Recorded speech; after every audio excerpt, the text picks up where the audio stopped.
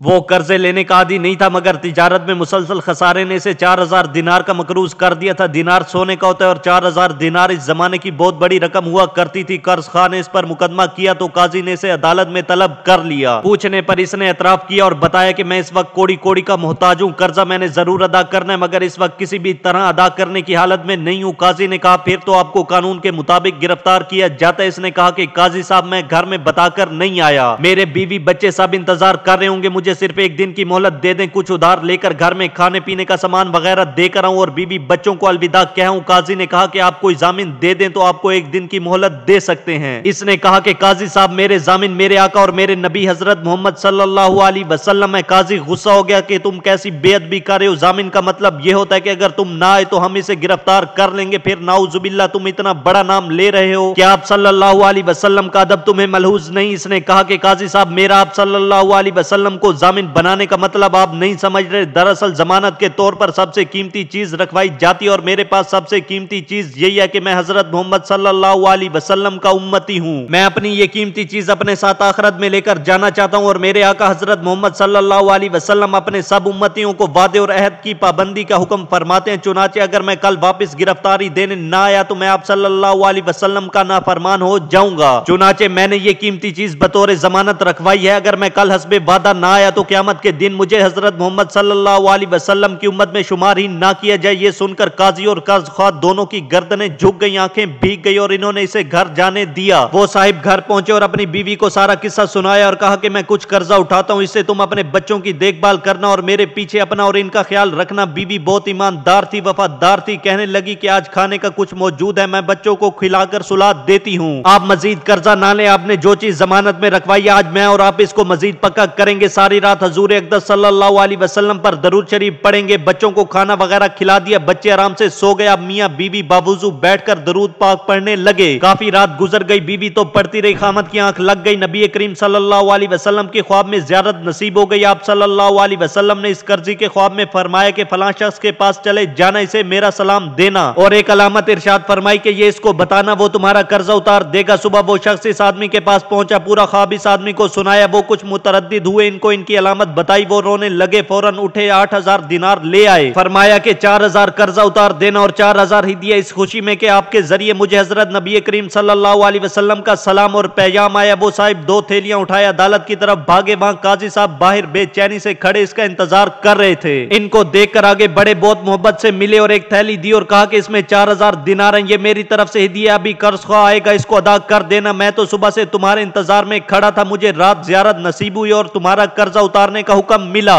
یہ کہہ کر دونوں عدالت میں جا بیٹھے۔ وقت ہوا تو قرض خواہ بھی آ گیا، قاضی نے بتایا کہ یہ شخص پیسے لے آیا، آپ وصول کر کے دستخط کر دیں، تو اس نے قاضی سے کہا کہ قاضی صاحب میں نے قرضہ معاف کر دیا اور مزید ان کے لیے 4000 دینار ہدیہ بھی لے کر آیا ہوں۔ رات مجھے بھی خواب میں زیارت نصیب ہوئی اور قرض معاف کرنے کا حکم ملا۔ پھر وہ سب آپس میں خوب گلے ملے اور ان صاحب کو دروازے تک چھوڑنے گئے، وہ جو گھر سے خالی ہاتھ نکلے تھے اب اتنی بڑی رقم لے کر گھر واپس آئے۔ یہ ہے نسبت کی طاقت اور یہ ہے یقین کی قوت۔ اللہ تعالی ہمیں یقین کی طاقت اور حضرت نبی کریم صلی اللہ علیہ وسلم کی عظیم نسبت مکمل یقین کے ساتھ عطا فرمائے، آمین ثم آمین۔